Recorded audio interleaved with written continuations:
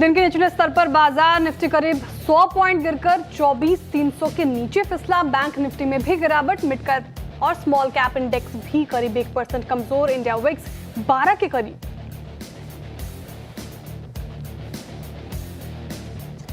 TCS के कमजोर नतीजों से आईटी पर टूटा कहर। निफ्टी आईटी इंडेक्स करीबन 1.5% कमजोर। टीसीएस, विप्रो और इंफोसिस निफ्टी के टॉप लूजर्स में शुमार। टीसीएस के भारतीय कारोबार में क्वार्टरली बेसिस पर 31% की गिरावट।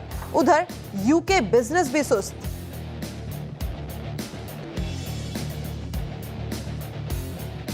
एचयूएल की नई बॉस को बाजार का थम्स अप। शेयर करीब 5% चढ़कर बना निफ्टी का टॉप गेनर। प्रिया नायर की सीईओ और एमडी के तौर पर हुई नियुक्ति। उधर दूसरे एफएमसीजी शेयरों में भी अच्छी खरीदारी।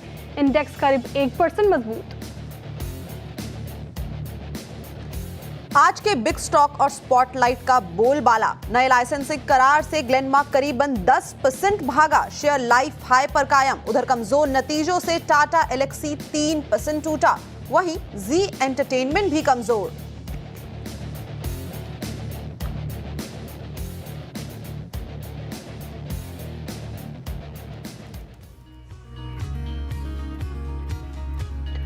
नमस्कार, सीएनबीसी आवाज मोतीलाल ओसवाल लाइव स्टूडियो में आप सभी का स्वागत है। आप देख रहे हैं ट्रेडर्स हॉटलाइन। मैं हूं आपके साथ श्रेया ठाकुर। मेरे साथ मौजूद है मेरे सहयोगी कंचन नौटियाल और आज के मेहमान मार्केट एक्सपर्ट अमित सेठ जी, जो अगले आधे घंटे आपके सवालों के जवाब देंगे। बाजार की बात करें तो देखिए, हफ्ते का आखिरी कारोबारी सत्र शुक्रवार है आज और बाजार शुक्र नहीं मना रहा। इनफैक्ट आप देखिए निचले स्तरों पर कारोबार करता हुआ नजर आएगा। निफ्टी डे लो पर। बैंक निफ्टी में और ज्यादा पेन है, 207 अंकों की गिरावट। बैंक निफ्टी भी आपको डे लो के आसपास ही कारोबार करता हुआ नजर आएगा। मिड कैप और स्मॉल कैप में भी आज बाइंग नहीं है। और सिर्फ आज का सेशन ही नहीं देख रहे हैं, हम लगातार कुछ सत्रों से देख रहे हैं कि मिड कैप और स्मॉल कैप से भी साथ नहीं मिल पा रहा है। सेक्टर स्पेसिफिक बात करें तो फार्मा आज वहां पे बाइंग देखने को मिल रही है। ग्लेनमार्क फार्मा कल भी तेज था, आज तो खबर भी अच्छी 10% अप आपको दिखेगा। मिड स्मॉल में हेल्थ केयर स्पेस में थोड़ी बाइंग नजर आए और एफएमसीजी स्पेस में भी खरीदारी आज के सेशन में नजर आ रही है। लेकिन डेंट कहां पड़ा है, दबाव कहां है, तो IT space, TCS, Tata Elxsi के नतीजे खराब आए, एक्सपेक्ट था, स्ट्रीट ने पनिश किया है और पूरा आईटी स्पेस 1.5% की गिरावट के साथ कामकाज करता हुआ नजर आएगा। और जी एंटरटेनमेंट जिस तरीके से फिसला तो मीडिया स्पेस में भी दबाव है। तो कुल मिलाकर ये स्थिति अभी फिलहाल बाजार की। लेकिन बड़ा सवाल ये कि अब यहाँ से करना क्या चाहिए, अब कौन से लेवल्स इंपॉर्टेंट है, कब तक ये गिरावट का फेज कंसोलिडेट कर रहा था मार्केट, लेकिन पिछले कुछ सत्रों से थोड़ा और पेन नजर आ रहा है।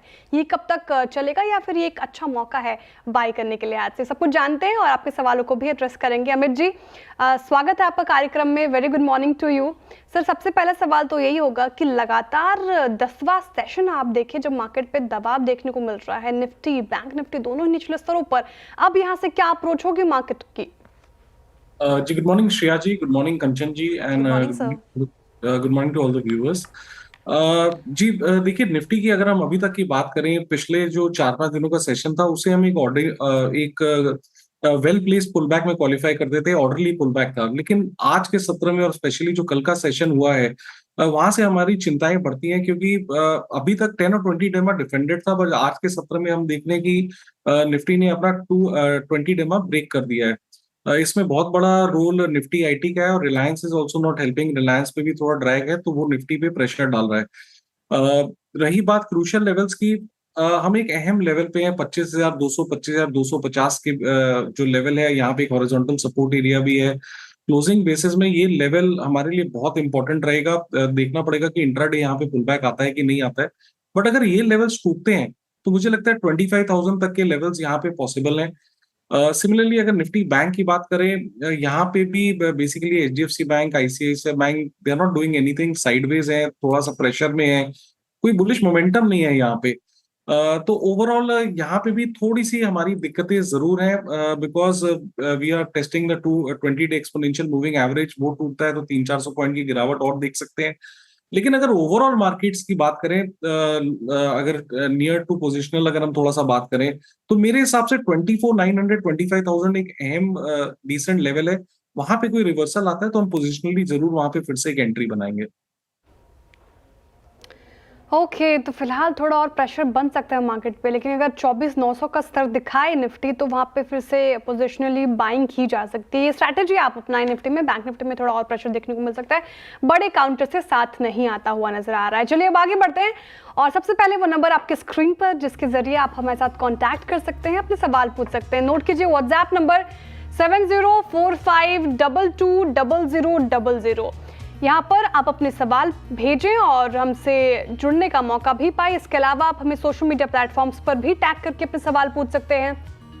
एक्स पर मुझे कंचन या फिर CNBC आवाज को आप टैग करके अपना सवाल पूछें और देखते हैं कि पहले कॉलर हमारे साथ कहाँ से जुड़ रहे हैं। हमारे साथ जुड़ रहे हैं आदित्य मालपानी जी लखनऊ से। Aditya ji, very good morning.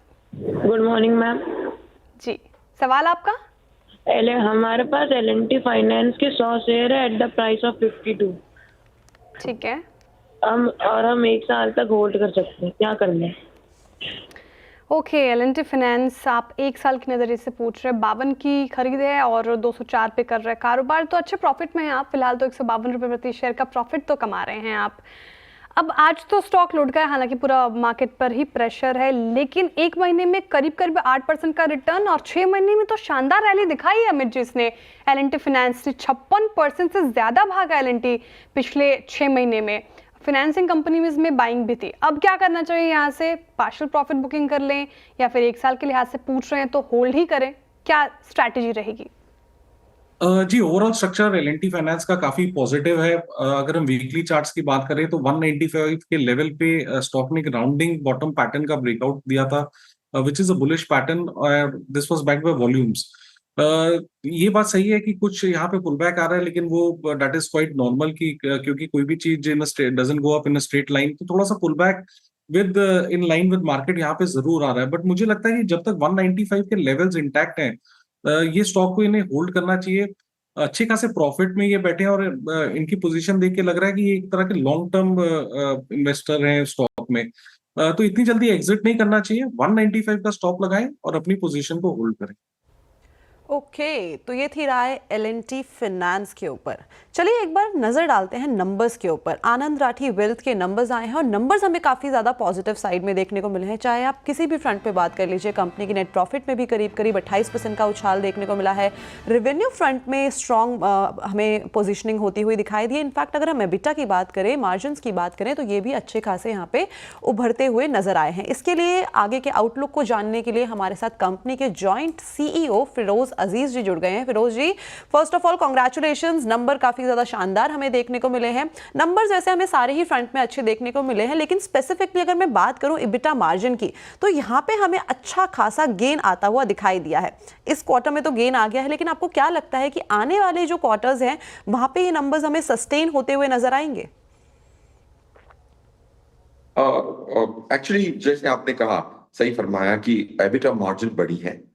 जाहिर सी बात है, हमारा बिजनेस जो है वो एक बिजनेस हम पूरे ईयर के हिसाब से देखते हैं, क्योंकि काफी बार क्लाइंटों की मैच्योरिटी आती है, उसकी कभी कभार रेवेन्यू बुक होती है, इस क्वार्टर में होती है, उस क्वार्टर में होती है, क्योंकि पैसे मैनेज कर रहे हैं हम क्वार्टर के हिसाब से तो मैनेज नहीं कर सकते।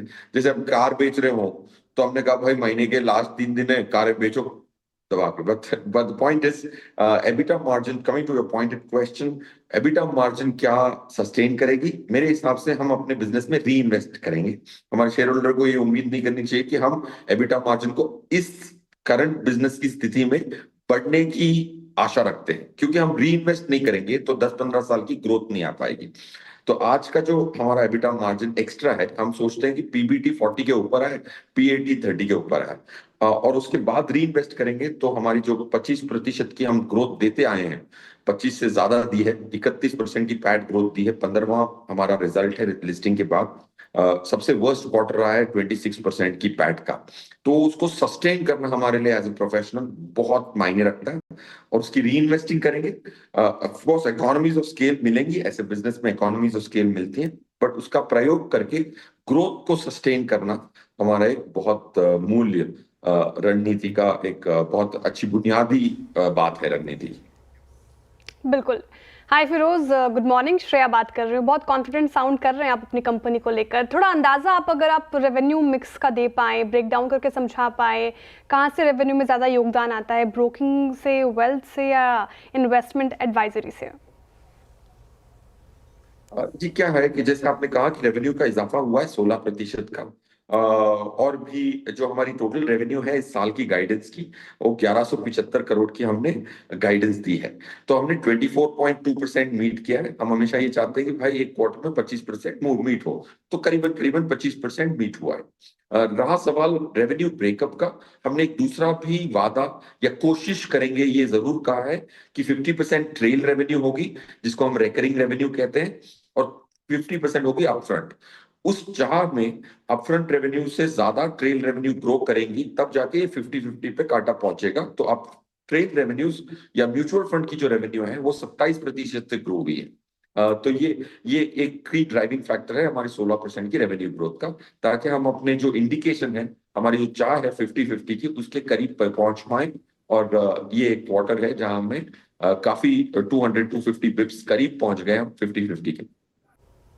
ओके, तो ये तो बात हो गई कि रेवेन्यू फ्रंट में हमें मूविंग फॉरवर्ड किस तरीके से नंबर देखने को मिल सकते हैं। इनफैक्ट इस टाइम पे कहाँ कहाँ से रेवेन्यू का हमें कंट्रीब्यूशन देखने को मिल रहा है। लेकिन ऑल ओवर अगर हम अर्निंग्स की बात करें तो फ्यूचर में किस तरीके की अर्निंग हम एक्सपेक्ट कर सकते हैं? क्योंकि जिस तरीके की हम मार्केट कंडीशन देख रहे हैं, जियोपॉलिटिकल अनसर्टेनिटी है, डोमेस्टिक मार्केट में काफ़ी ज़्यादा वॉलेटिलिटी है, क्या लगता है नंबर सस्टेन कर पाएंगे और ग्रोथ आउटलुक किस तरीके का है?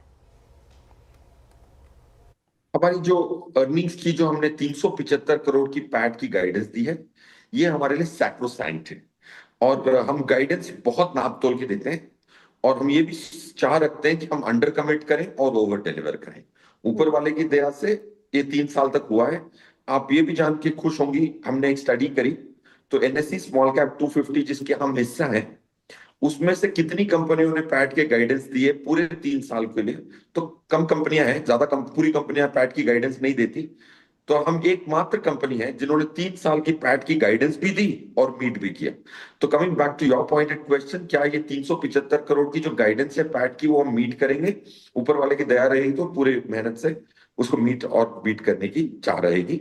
और उसका जो 26-27% उसका 94 करोड़ हो चुका है। तो अभी जो बचा है वो करने की उम्मीद है, and I think we should be well on track. बिल्कुल। फिरोज, क्वार्टर वन में बात करूं तो आपने ऑलरेडी एयूएम गाइडेंस 88% तक अचीव कर लिया है। अब फाइनेंशियल ईयर 2026 के लिए क्या इसको रिवाइज करने का सोच रहे हैं? देखिए, ये जब एयूएम की बात आती है तो उसमें क्या होता है कि एक्सटर्नल फैक्टर की निर्भरता काफी होती है। जैसे 30 जून को अगर मार्केट ऊपर होती है तो हमारा 88,000 का करीबन करीबन एयूएम आ गया। अगर 30 जून को 2% गिर जाती तो 1,000-1,500 कम हो जाता है। तो ये जो गाइडेंस है थोड़ा डामाडोल होता है, क्योंकि एक्सटर्नल फैक्टर उस दिन क्या होगा 31 मार्च को, तो इसीलिए हम 1 लाख पे ही मतलब डटे रहेंगे। बिकॉज उसमें दो हिस्से हैं, एक तो हम नया पैसा कितना ला पा रहे हैं क्लाइंटों से, वो एक उस नंबर को इन्फ्लुएंस करता है, दूसरा मार्केट मूवमेंट भी इन्फ्लुएंस करती है। ये क्वार्टर जो है 3800 करोड़ करीबन हमने नया पैसा लेके आए हैं। इन स्पाइट ऑफ वॉर की बातें चल रही हैं, ये हो रहा है, ट्रम्प साहब ने तहलका मचाया हुआ है, वो सबके बावजूद क्लाइंटों का विश्वास हम पे बुरे वक्त में ज्यादा रहा है, ये हमने देखा है। बुरे वक्त में कहते हैं कि भाई आनंद राठी के पास पैसा रखोगे तो सुरक्षित भी रहोगे और रिटर्न भी ऐसी कोई खराब नहीं आने वाली, आपकी अच्छी आएगी, because we focus on risk adjusted return. बुरे क्वार्टर में मैं ये नहीं चाहता कि बुरा क्वार्टर आए, बट ऊपर वाले की दया से बुरे क्वार्टर में ज्यादा पैसे आते हैं। So coming back to, will stick to 1 lakh because of the external variable. और इस पे जरूर फोकस करेंगे कि हम नया पैसा जितना हो सके वो ज्यादा से ज्यादा लाएं, और हाईएस्ट क्वार्टर लास्ट क्वार्टर था 3800 करोड़ आए। तो ये गाइडेंस जो दिया गया था 1 लाख करोड़ का एयूएम का, वो ऑलरेडी 84,000 तक कंप्लीट हो गया, 84,000 करोड़ तक, और 88% हम मान सकते हैं। तो मान के चल सकते हैं आने वाले जो 3 क्वार्टर बचे हैं वहाँ पे यहाँ से नंबर्स हमें पॉजिटिव साइड में जाते हुए दिखाई देंगे। लेकिन इस टाइम पे मैं अगर क्लाइंट एक्विजिशन की बात करूँ तो वहाँ पे किस तरीके का ट्रेंड दिखाई दे रहा है, अगर हम कंपेयर करें रिटेल को, HNI को और इनफैक्ट अल्ट्रा HNI को? हम एक अगर हम देख रहे हैं, पहले तो मैं इन तीनों जो पॉकेट्स आपने बोले बहुत अहम सवाल हैं, इसको मैं थोड़ा मार्केट पर्सपेक्टिव से थोड़ा आंसर करता हूं, then I will come to इनकी एक्विजिशन स्ट्रेटजी हमारी कैसे होगी। इंडिया में जो है ना, रिटेल निवेशक बड़ा समझदार हो गया है। और मैं आंकड़ों के आधार पे कह रहा हूँ, ये परसेप्शन के आधार पे नहीं कह रहा हूँ। आंकड़ों के आधार पे देखिए, जैसे अब जून के आंकड़े आए, म्यूचुअल फंड की एसआईपी के नंबर आए 27,200, हाईएस्ट एवर। देखो 6 महीने से मार्केट कितनी उथल पाथल हो चुकी है। ये पूरे कैलेंडर ईयर में मार्केट ने कुछ किया नहीं है। मिड कैप स्मॉल कैप में तबाही मची थी। इसके बावजूद आप देख रहे हैं कि एसआईपी का आंकड़ा सबसे ज्यादा आ रहा है, और लास्ट मंथ लमसम की एग्जिट हुई है 4,000 करोड़ की। तो एचएनआई खरीदने के समय पे बेच रहा है, रिटेल खरीदने के समय पे खरीद रहा है। ये 5 साल पहले ऐसा नहीं होता था। तो एक जो ट्रेंड मैं बता रहा हूँ, ये बहुत इंपॉर्टेंट ट्रेंड है। कोई भी मार्केट में अगर है, उसकी निर्भरता इस पे बहुत है, क्योंकि डीआईआई है जो पैसा डाल रहा है। इसीलिए हम आज 25,500 पे क्यों हैं, 25,400 पे इसीलिए है क्योंकि डीआईआई ने 15 लाख करोड़ डाले हुए हैं 4.25 सालों में। अगर ये बंद हो जाएगा तो आप भले ही स्टॉक के ट्रेडर हो, डेरिवेटिव हो, आप पे इंपैक्ट पड़ेगा। तो अगले 10 साल में हमारा अनुमान है कि 50 लाख करोड़ डीआईआई इन्वेस्ट करें। So retail has become very smart. HNI अभी भी टाइमिंग में घुसा हुआ है। तीसरा, अल्ट्रा एचएनआई कॉस्ट में घुसा हुआ है।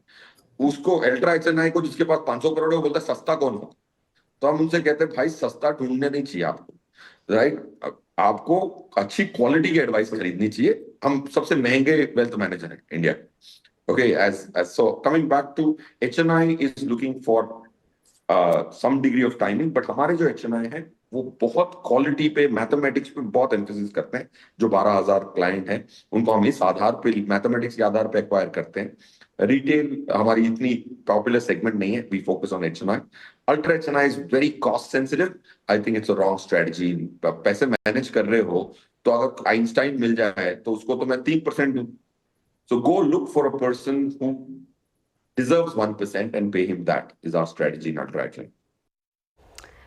Okay, interesting strategy indeed Firoz. बहुत शुक्रिया आज हमारे साथ जुड़ने के लिए और तमाम जानकारी शेयर करने के लिए। बहुत शुक्रिया आपके समय के लिए। आनंद राठी, वेल्थ का चार्ट एक बार रखेंगे स्क्रीन पर। नंबर्स अच्छे, मैनेजमेंट की कमेंट्री भी सुनी आपने अभी, कॉन्फिडेंट साउंड कर रहे हैं और शानदार रैली आज के सेशन में देखने को मिल रही है, जहां मार्केट थोड़ा डाउन है, ध्यान रखिएगा। 5.5% से ज़्यादा तेज होकर डिहाई के आसपास कारोबार कर रहा है। अमित जी, इस पूरे स्पेस में अच्छी बाइंग हमें पिछले कुछ सत्रों से नजर आ रही है। आनंद राठी कैसे प्लेस्ड है चार्ट्स पर? जी, इनफैक्ट सारी ये जो कैटेगरी के स्टॉक्स अच्छे वेल प्लेस है। आनंद राठी में आज हमने एक गैप अप देखा है और काफी वॉल्यूम पैक्ड है। तो फिलहाल तो चेज नहीं करूंगा, but it is well placed. Chase इसलिए नहीं करूंगा कि थोड़ा सा एक्सटेंडेड है और स्टॉक इज ऑलरेडी 5.5% अप। लेकिन अगर किसी की पोजीशन है तो 21.75 का स्टॉप लॉस लगाएं और होल्ड करें इसे। 21.75 का स्टॉप लॉस लगाएं, 2175 का आपको लगाना है स्टॉप लॉस और होल्ड कर सकते हैं। शानदार रैली इसमें देखने को मिल रही है। चलिए एक बार फिर से स्वागत है आप सभी का ट्रेडर्स हॉटलाइन पर। मैनेजमेंट से बात कर ली है, अब चलते हैं अपने रीति रिवाज को निभाते हैं, यानी कि जितने भी दर्शक हमारे साथ कनेक्टेड हैं उनसे जुड़ा जाए। सबसे पहले पुणे से राजेंद्र जी हमारे साथ जुड़ गए। राजेंद्र जी नमस्कार। नमस्कार मैडम जी, क्या सवाल है आपका? मैडम मेरे पास केयर रेटिंग के 50 शेयर है। 1750 पे मैंने लिए हैं। ठीक, एंड 1750। मैं लॉन्ग टर्म इन्वेस्टर हूँ। उसका आउटलुक मुझे जानना है, क्योंकि इसके जो पीयर शेयर है वो बहुत ज्यादा आगे है और ये बहुत साल से ज्यादा चला नहीं है, तो उसका भी एक रीजन जानना है। राइट, ठीक है। केयर रेटिंग, हालांकि जो बाइंग है काफ़ी अपर लेवल्स में कर ली गई है। अगर अप्रैल के बाद हम इसका चार्ट देखें तो एक शानदार रैली यहाँ पे हमें 1100 से आती हुई दिखाई दी, 1900 तक के लेवल इसने दिखाए थे। बट अमित सर, आगे की ट्रेजेक्ट्री किस तरीके की दिखाई दे रही है? क्या हम इसे होल्ड करके चल सकते हैं? उम्मीदें जताई जा सकती है कि वापस से वो शानदार नंबर्स आते हुए दिखाई देंगे? जी देखिए, पिछले 1-1.5 महीने की बात करें तो शेयर में, इस स्टॉक में हमने पर्टिकुलरली एक अच्छी खासी रैली देखी है। ऑलमोस्ट 1300 के लेवल से ऊपर में हमने 1950, 1980 तक के लेवल्स देखे हैं। रिसेंटली स्टॉक थोड़ा सा एक्सटेंडेड हो गया, इसलिए कंसोलिडेशन फेज में चला गया बिकॉज ऑफ द रैली। अब एक साइडवेज कंसोलिडेशन में है, थोड़ा सा यहाँ पे लॉस ऑफ मोमेंटम भी है। तो यहाँ पे थोड़ा सा इनको केयरफुल रहना पड़ेगा। 1740 एक अहम लेवल है, वो टूटता है तो आई थिंक थोड़ा सा पुल बैक यहाँ पे थोड़ा डीप हो जाएगा। तो 1740 का एक स्ट्रिक्ट स्टॉप लॉस लगाएं और इसे होल्ड करें। ओके, केयर रेटिंग्स पे फिलहाल ये स्ट्रैटेजी आप अपनाएं और स्टॉप लॉस आपको बता दिया गया है, जॉट डाउन कीजिए उसको और स्टॉप लॉस लगाकर आप इसे एक बार स्क्रीन पर रखिएगा। स्टॉप लॉस जो मेंशन किया गया वो उसके बाद आप होल्ड कर सकते हैं। अब आगे बढ़ते हैं और देखते हैं कि नेक्स्ट कॉलर हमारे साथ कहाँ से जुड़ रहे हैं। संजय तिवारी जी जुड़ रहे हैं हमारे साथ जमशेदपुर से। Sanjay ji, good morning. Good morning madam. मेरे पास जो है 34 शेयर टाटा मोटर्स का है जी। 781 में मैंने खरीदा था और 10 महीना से ज्यादा हो गया, तो लॉस में ही हो रहा है। तो क्या उसके लिए रखना चाहिए, क्या करना चाहिए? बिल्कुल सही कहा आपने, काफ़ी पेशेंस टेस्ट कर रहा है टाटा मोटर। 781 की खरीद है, 689 पे कर रहा है कारोबार और लॉस झेल रहे हैं आप 100 रुपये प्रति शेयर के करीब का लॉस। टाटा मोटर्स की Q1 अपडेट भी ख़राब थे। JLR के मोर्चे पे भी बात करूँ तो वहाँ पे भी डिप, नॉर्मल Q1 अपडेट भी ख़राब। अमित जी काफ़ी पेशेंस टेस्ट कर रहा है अभी, ये भी लॉस में है। 1 महीने में 7% टूटा है और पिछले साल भी निराशा ही हाथ लगी, 32% से ज़्यादा टूट गया। बीच में थोड़ा रिकवरी दिखाने की कोशिश कर रहा था, लेकिन वो सस्टेन होता हुआ दिख नहीं रहा। आप चार्ट्स पे कैसे प्लेस्ड? जी, टाटा मोटर्स के स्ट्रक्चर में थोड़ा सा लॉस ऑफ मोमेंटम है। अगर हम चार्ट्स को देखें पिछले कुछ दिनों से एक साइडवेज जोन में चला गया है। But having said that 52 week high इसका लगभग 1200 के आसपास था, 1150 1200, और उसके बाद स्टॉक ऑलमोस्ट आधा हो गया। सपोर्ट की बात करें तो 550 600 एक स्ट्रॉन्ग सपोर्ट एरिया और स्टॉक वहीं पे एक बेस बनाने की कोशिश कर रहा है। तो अब लेवल्स ऐसे हैं कि इन लेवल्स में अब एग्जिट करने की सलाह नहीं है। यहाँ पे एक बेस फॉर्मेशन अंडर प्लेस है, थोड़ा सा टाइम लगेगा। स्टॉक जब लगभग 750 के ऊपर निकलेगा तो maybe will see some positive momentum. फिलहाल लेकिन इसे होल्ड करें, एक स्टॉप लॉस लगा के रखें 665 रुपीज का। ओके, तो ये थी राय टाटा मोटर्स के ऊपर। चलिए अब थोड़ा सा पेज को फ्लिप करते हैं और सोशल मीडिया प्लेटफॉर्म की तरफ चलते हैं, देखते हैं वहाँ पे क्या सवाल आए हैं। राहुल जी का सवाल आया है अमित सर, वेदांता के ऊपर 300 शेयर्स हैं इनके पोर्टफोलियो में, बाइंग प्राइस है 471 का। हमने वेदांता में देखा है कि पिछले 1 साल में काफ़ी ज़्यादा वॉलेटिलिटी देखने को मिली है, चाहे वो जियोपॉलिटिकल टेंशन के चलते हो, मेटल सेक्टर के चलते यहाँ पे अनसर्टेनिटी हो, या बाकी जो कंपनी की इंटरनल न्यूज़ है उसके चलते भी यहाँ पे एक वॉलेटाइल सेशन देखने को मिला। लेकिन आगे किस तरीके से इसको हम फोरकास्ट करके चल सकते हैं टेक्निकल चार्ट्स पर? जी, इन्होंने क्या प्राइस पे लिया है? सर 471। डेफिनेटली, बिल्कुल आपने सही कहा कंचन जी की ये थोड़ा सा वॉलेटाइल काउंटर है। यहाँ पे मूव्स काफी ऊपर नीचे बनते हैं and as a retail investor जब इतने बड़े मूव्स बने तो थोड़ा सा स्टॉक को होल्ड करना मुश्किल हो जाता है। कुछ खबरों में भी रहा है ये स्टॉक। अगर हम इमीडिएट सपोर्ट की बात करें तो 436 का 200 एक्सपोनेंशियल मूविंग एवरेज का सपोर्ट है। ओवरऑल स्ट्रक्चर थोड़ा सा यहाँ पे खराब हो चुका हुआ है, तो 436 का एक स्टॉप लॉस लगाए और इसे होल्ड करें। और लेकिन मेरी सलाह यही है कि कोई भी बाउंस आए जहां पे इनका लॉस कम हो तो थोड़ा एग्जिट करने की कोशिश करें यहाँ से।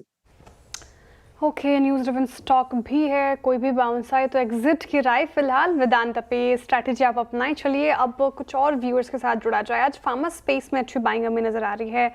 आप बात कर रहे हैं ग्लेनमार्क फार्मा, क्लियरली आज खबर भी बहुत बड़ी थी। जो डील हुई है फार्मा स्पेस में सबसे बड़ी डील मानी जा रही है और इसके बूते आप देखिए 10% ये स्टॉक अपर सर्किट लगा है इस पे 2094 के लेवल पर। मैनकाइंड में भी अच्छी बाइंग है। अमित जी, जिस तरीके से फार्मा स्पेस में खरीदारी होती हुई नजर आ रही है, कोई ऐसा स्टॉक जो अभी आपको ठीक ठाक नजर आ रहा हो और जिस तरीके से रैली देखने को मिल रही है चेज करने लायक लग रहा हो? जी, ग्लेनमार्क फार्मा की अगर पहले हम बात करें तो ये स्टॉक अगर देखिए श्रेया जी, तो पिछले 1-1.5 महीने से यहाँ पे स्ट्रेंथ थी, जबकि हमने देखा कि सारा फार्मा सेक्टर वीक था। But there was certain thing about the stock, ये कंटिन्यूअस एक रिलेटिव स्ट्रेंथ दिखा रहा था और सेक्टर के अगेंस्ट एक अच्छा खासा स्ट्रेंथ और मूव दिखा रहा था। तो ऑब्वियसली इसमें लगभग 1600 के लेवल्स पे ब्रेकआउट आया था और आज के सत्र में न्यूज बेस्ड एक 10% का मूव आया है। तो डेफिनेटली अब इसको पकड़ना मुश्किल है, किसी के पास है तो उसने अच्छे खासे गेन्स बनाए हैं। बट इसके अलावा जैसे कि अगर बात करें तो मैनकाइंड फार्मा का चार्ट अच्छा है, यहाँ पे थोड़ा सा वॉल्यूम बेस्ड हम बाइंग देख रहे हैं। लेकिन इन लेवल्स में मत लें। अगर कोई भी पुल बैक आपको मिले 2550 के आसपास तो एक छोटा सा 2500 का स्टॉप लॉस लगा के मैनकाइंड फार्मा में बाय ऑन डिप की रणनीति अपनाएं। ओके, तो ये थी राय मैनकाइंड फार्मा पे और फ्राइडे भी है और जिनके पास ग्लेनमार्क था, शानदार रिटर्न आज के सत्र में देखने को मिल गया। Amit sir, thank you so much हमारे साथ जुड़ने के लिए, बढ़िया जानकारी शेयर करने के लिए। Wish you a very happy weekend. Thank you and happy weekend.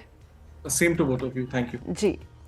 तो चलिए ट्रेडर्स हॉटलाइन को यहीं पे रैप अप करते हैं, लेकिन आप कहीं मत जाइएगा, जुड़े रहिए CNBC आवाज़ के साथ। इसके बाद खिलाड़ी नंबर 1 और साथ ही साथ टाटा कंसल्टेंसी, काफ़ी ज़्यादा हॉट टॉपिक है आज। बोर्ड क्या बोल रहा है, मैनेजमेंट क्या बोल रहा है, उसके ऊपर आपके लिए खास पेशकश।